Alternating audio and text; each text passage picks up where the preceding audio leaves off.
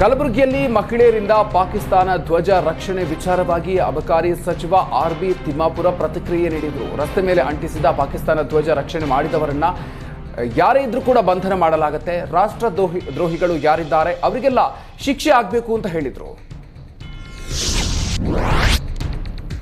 ಪ್ರವಾದಿ ಪೈಗಂಬರ್ರಿಗೆ ಅವಹೇಳನ ಮಾಡಿದ್ದಾರೆ ಅಂತ ಆರೋಪಿಸಿ ಮುಸ್ಲಿಂ ಮುಖಂಡರು ಯತ್ನಾಳ್ ವಿರುದ್ಧ ಬೃಹತ್ ಪ್ರತಿಭಟನೆಗೆ ಮುಂದಾಗಿದ್ದಾರೆ. ಏಪ್ರಿಲ್ 28ರಂದು ಬೃಹತ್ ಹೋರಾಟಕ್ಕೆ ಕರೆ ನೀಡಿದ ಹಿನ್ನೆಲೆಯಲ್ಲಿ ಶಾಸಕ ಯತ್ನಾಳ್ ನಿವಾಸ ಕಚೇರಿಗಳಿಗೆ ಸೂಕ್ತ ಭದ್ರತೆ ನೀಡೋದಕ್ಕೆ ಯತ್ನಾಳ್ ಬೆಂಬಲಿಗರು ಆಗ್ರಹಿಸಿದ್ದಾರೆ.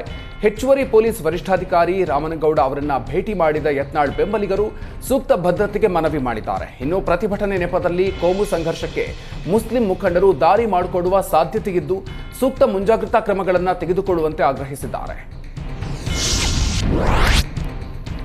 ಕನ್ನಡ ಮಾತಾಡು ಎಂದಿದ್ದಕ್ಕೆ ಪ್ರಯಾಣಿಕನ ಮೇಲೆ ಟಿಕೆಟ್ ಕಲೆಕ್ಟರ್ ದೌರ್ಜನ್ಯ ಎಸಗಿದ ಹಿನ್ನೆಲೆಯಲ್ಲಿ ಕೊಪ್ಪಳ ರೈಲ್ವೆ ನಿಲ್ದಾಣದ ಬಳಿ ಕರ್ನಾಟಕ ರಕ್ಷಣಾ ವೇದಿಕೆಯ ಕಾರ್ಯಕರ್ತರು ಪ್ರತಿಭಟನೆ ನಡೆಸಿದರು.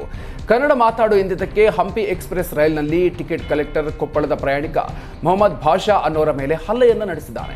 ಹೀಗಾಗಿ ಟಿಕೆಟ್ ಕಲೆಕ್ಟರ್ ವಿರುದ್ಧ ಕೂಡಲೇ ಕ್ರಮ ಕೈಗೊಳ್ಳಬೇಕು ಅಂತ ಕನ್ನಡ ರಕ್ಷಣಾ ವೇದಿಕೆ ಕಾರ್ಯಕರ್ತರು ಆಗ್ರಹ ಮಾಡಿದ್ದಾರೆ.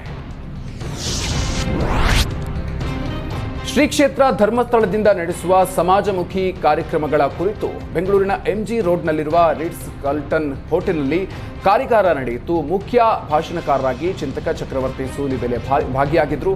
ಧರ್ಮಸ್ಥಳ ಮತ್ತು ಡಾಕ್ಟರ್ ವೀರೇಂದ್ರ ಹೆಗ್ಗಡೆ ಅವರು ನಡೆಸ್ತಾ ಇರುವ ಸಮಾಜಮುಖಿ ಕೆಲಸಗಳ ಬಗ್ಗೆ ಮಾತನಾಡಿದರು. ಇನ್ನು ನಿರ್ದೇಶಕ ನಾಗಾಭರಣ, ಸುರೇಂದ್ರ ಕುಮಾರ್ ಧರ್ಮಸ್ಥಳ, SKDRDPಯ ಅನಿಲ್ ಕುಮಾರ್, ಯುವ ಬ್ರಿಗೇಡ್ ಕಾರ್ಯಕರ್ತರು, ಧರ್ಮಸ್ಥಳದ ಭಕ್ತರು ಸೇರಿದಂತೆ ಅನೇಕ ಗಣ್ಯರು ಕಾರ್ಯಕ್ರಮದಲ್ಲಿ ಭಾಗವಹಿಸಿದರು. ಪಹಲ್ಗಾಮ್ನಲ್ಲಿ ಹಿಂದೂಗಳ ಹತ್ಯಾಕಾಂಡವನ್ನು ಖಂಡಿಸಿ ಬೀದರ್ನಲ್ಲಿ ಹಿಂದೂ ಪರ ಸಂಘಟನೆಗಳು ವಿಭಿನ್ನವಾಗಿ ಪ್ರತಿಭಟನೆ ನಡೆಸಿದರು. ಅಂಬೇಡ್ಕರ್ ವೃತ್ತದ ಮುಖ್ಯ ರಸ್ತೆಯ ಮೇಲೆ ಪಾಕಿಸ್ತಾನದ ಧ್ವಜಗಳನ್ನು ಅಂಟಿಸಿದ ಕಾರ್ಯಕರ್ತರು ಚಪ್ಪಲಿಯಿಂದ ತುಳಿದು ಆಕ್ರೋಶವನ್ನು ಹೊರಹಾಕಿದರು.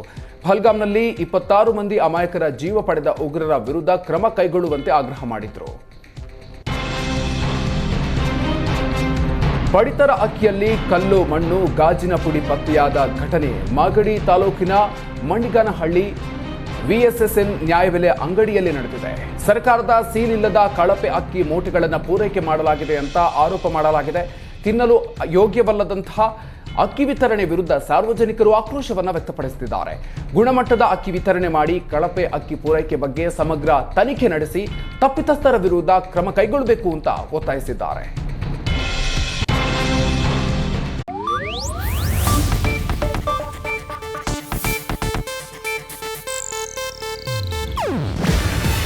ಇದು ಏಷ್ಯಾನೆಟ್ ನ್ಯೂಸ್ ನೆಟ್ವರ್ಕ್ ಪ್ರಸ್ತುತಿ.